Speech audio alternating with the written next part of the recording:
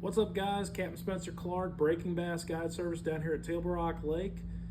Been a couple weeks since I gave you guys a fishing report. We're down here at M&H Outdoors, picking out some baits that are working right now down here at Table Rock Lake. The fish are really starting to move this past week out here on Table Rock. For the last month or so, the fish were really still in those summertime, doing their summertime patterns, and last couple days, guys, the fish have really been transitioning, getting into that early fall bite. One thing that I really noticed the last time I was out was that the fish are starting to really key up on the shad. Saw a lot of schooling activity this past week out here on Table Rock Lake. A couple of the baits that we've been catching, some really nice bass in and around the shad balls right now.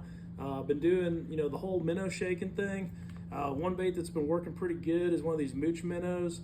Putting this on just a 1/4 ounce to a 1/8 ounce ball head jig.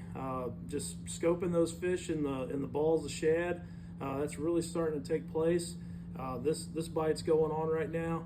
The other thing, if you don't have live scope, you can see the fish. They're coming up busting on the surface.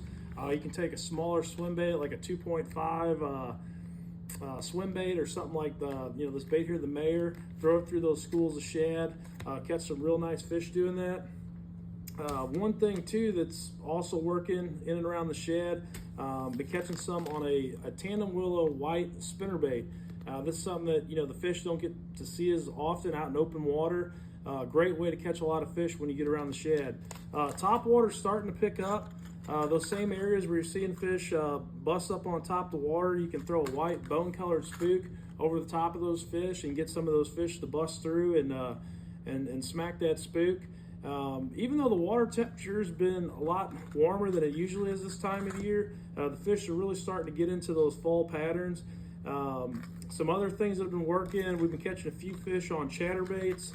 Anything white or shad-like in nature, throwing a little blade bait like this through those schools. Anything white, smaller profile that you can get in around those fish hitting the shad has been working pretty good. I know some guys have been catching them on a big flutter spoon as well, fishing it around, that schooling activity. Two things though that I'm really looking forward to the next coming weeks is just covering water with a crankbait. In the fall of the year, a lot of times, if you're not on those schooling fish, you'll be covering a lot of water, beating the bank, and just going on the bank. One of the best ways to do it is to pick up a chatterbait, cover water with that. Great way to catch fish if you get up in a little bit of the stained water in the creeks. Another bait that I really like to throw is the RT 350 Lures crankbait. This is my favorite color for this time of year. It's called Ghost Crawl. I've been catching some fish on this as well as the bone one. Both of these have been working really good. You just got to cover a lot of water, but we catch some bigger largemouth and some smallmouth, 12 foot or less, are starting to get up around those channel banks.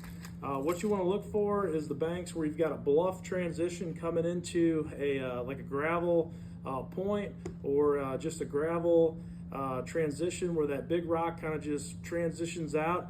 Usually right in there is where you're going to have the best luck throwing a crankbait. The Whopper Plopper, guys, definitely a bait that you need to have laying on the deck this time of the year. They're starting to pick up. The top water bites really starting to pick up.